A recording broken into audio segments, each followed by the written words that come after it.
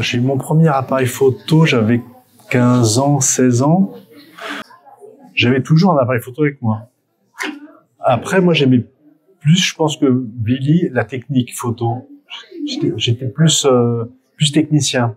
Donc, je regardais les différents boîtiers, les nouveautés techniques, tout ça. Mais en fait, j'ai commencé avec un Zénith qui était un appareil ultra basique. Il y avait aucun automatisme, tout se faisait à la main. Enfin, c'était très très sommaire. Et j'adorais faire des photos. Et en fait, moi, mon premier boulot à plein temps de photographe, ça a été comme photographe municipal pour la ville de La Courneuve. Et en fait, ce qu'on me demandait, c'est de photographier les gens. Et en fait, j'ai complètement, en fait, assimilé, en fait, ce que je faisais comme une espèce de continuité que faisait, enfin, du travail de mon grand-père. Surtout que le magazine municipal de la ville de La Courneuve s'appelait Regard. Donc, voilà, c'était complètement fou. Enfin, pour moi, pour Villy beaucoup moins, mais pour moi, ça a été vraiment une espèce de, bon, Villy, lui, son terrain de jeu était gigantesque, parce que c'était la France entière, les usines, la rue. Moi, mon terrain de jeu, ça a été au départ assez restreint, puisque je faisais des photos sur un territoire, un périmètre assez réduit, puisque c'était le territoire de la ville de La Courneuve, mais j'étais connu. C'est-à-dire que le photographe de la ville, c'était quelqu'un qui avait une importance. Et il y avait disons un échange, une interactivité, parce que si je faisais des photos qui plaisaient pas aux gens, ou j'étais pas, ou si les photographies étaient pas, disons, en adéquation avec l'image que les gens avaient de leur ville, tout de suite j'avais des retours. Enfin, je veux dire, je les recroisais dans la rue, ils me disaient mais pourquoi vous montrez ça, etc. Donc forcément, alors il fallait pas faire de l'angélisme, mais à l'époque, heureusement, le responsable de la communication de La Courneuve, et les élus forcément étaient d'accord derrière, et donc la rédactrice en chef du magazine était dans une espèce de proactivité. Il voulait montrer les aspects positifs, mais en prévenant les gens. C'est-à-dire qu'on n'était jamais à faire des comptes rendus. Et en fait, je me suis retrouvé confronté à une espèce de filiation évidente, ce qui m'a boosté en fait moi dans ma photo. Donc j'avais toujours un appareil photo avec moi. Ça m'est arrivé une fois de l'oublier au restaurant. Je suis retourné le chercher 2 secondes après, hein, mais ouais. Non, j'avais toujours un boîtier avec moi. Hein. Non, pas tant que ça. Le but du jeu, c'était d'avoir toujours l'appareil photo. Alors, je le faisais de temps en temps, mais c'est vrai que j'étais pas tout réussi non plus. Hein. Enfin, là, il y a la dernière que j'ai mis dans la projection, où ils sont tous les deux en train de marcher dos, elle est assez mignonne quand même.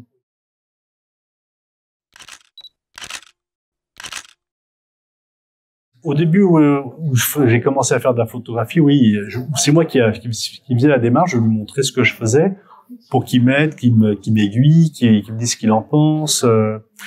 Et je parlais tout à l'heure de saisir par exemple les pas de quelqu'un, l'instantané de quelqu'un qui marche. En fait, il y a une manière de saisir le moment où la personne est légère, où en fait et on sent le mouvement. Parce qu'en fait, une photographie, souvent, on fige des choses pour pas avoir de tremblement, de flou. On peut faire défiler aussi, mais c'est une autre technique qui est plus périlleuse, parce qu'en fait, on maîtrise moins bien. Alors maintenant, avec le numérique, c'est un peu différent, mais globalement, à l'époque, c'est de l'argentique. Donc, figer, faire un instantané, il fallait déclencher au bon moment. Et en fait, c'est quelque chose il m'a vraiment poussé à faire attention, ça d'être attentif à ça, d'être. Alors moi, j'ai eu du mal avec sa théorie de la vision globale, de saisir un peu ce qui se passe à droite à gauche. Et puis après, il y a aussi des problématiques liées au matériel. C'est que souvent le matériel, avec les nouveaux automatismes qui sont arrivés, en fait, ils savent bien gérer ce qui se passe au centre du cadre. Et ce qu'il y a si en fait le sujet n'est pas centré, l'appareil fonctionne pas en fait.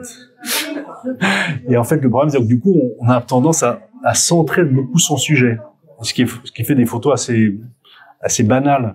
Donc en fait, s'affranchir des automatismes ou des certaines facilités, ça c'était aussi. Alors lui, il a pas ce problème-là parce qu'il a eu que des appareils photo entièrement mécaniques, manuels, etc.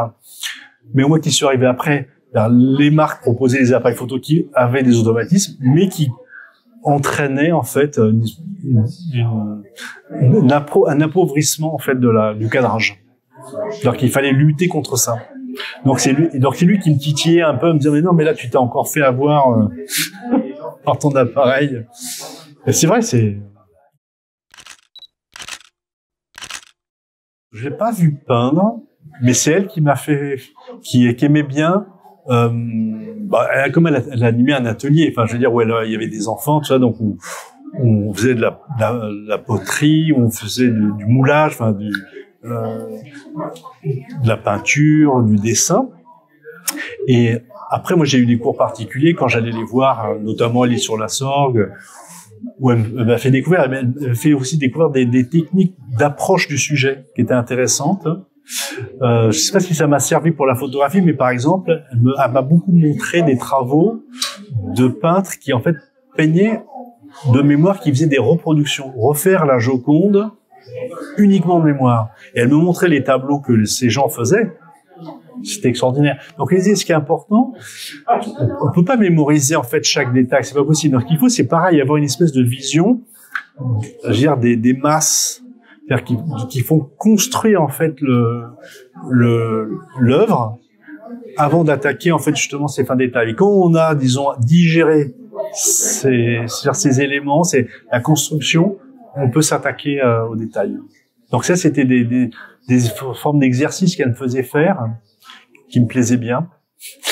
Et ou après justement des essais sur des matériaux, du papier coloré. Alors, ça, quelque chose qui est totalement étranger, je trouve, de l'éducation qu'on donne aux enfants dans les écoles qu'on leur apprend à dessiner, ou en photographie où on part d'un papier blanc, par exemple, c'est que en dessin ou en peinture, on peut partir en fait d'une feuille qui a déjà une teinte, qui a déjà une identité. On prend un papier bis, on prend un papier marron, et en fait, c'est-à-dire qu'on part d'une valeur et on va pouvoir aller soit vers le plus foncé, soit vers le plus clair. C'est quelque chose qui est moins naturel et qui permet en fait de partir dans deux directions opposées. Au lieu de partir du blanc, on va forcément partir vers le plus foncé. Ou si on part du noir, on va partir vers le plus clair. Mais là, partir d'une valeur qui a déjà son identité, ça oblige à aller chercher la lumière, c'est-à-dire l'amener parce qu'en fait, elle n'est pas là, elle n'est pas dans le blanc du papier. Donc ça, c'était des exercices aussi intéressants de partir déjà d'une identité particulière. Ben moi, j'aimais beaucoup ces promenades parce que c'était des moments tranquilles, on pouvait discuter, le cadre était sympa, le fait d'être au bord de l'eau, forcément, il y a une ouverture, il y a pas de bâtiment, on n'est pas encaissé comme dans une rue parisienne, donc forcément, c'est quand même des endroits très verts. Les bords de Marne où il y a les guinguettes, c'est aussi des endroits sympathiques, on peut se poser, c'est assez vivant, donc forcément c'était toujours des promenades agréables. J'aime bien le pont, L'affaire est dans le sac, un film des frères Prévert. Enfin, il n'y a pas de rapport après, sauf que mon grand-père connaissait Jacques Prévert, mais ça m'a fait plaisir de le photographier avec Marianne sur ce pont, avec ce panneau. Enfin, voilà. Et surtout que le petit café qui est derrière, c'est le petit café où ils allaient se faire une petite pause dans leur balade. Et c'est celui de la photo de la partie de carte. Je crois, oui. Mais c'est ce café-là, oui. Le tarot. Voilà. Et parce que elle est classée, je crois, la toile. Ah oui. Donc ça, c'est la seule anecdote que j'aurais, c'est par rapport à ça.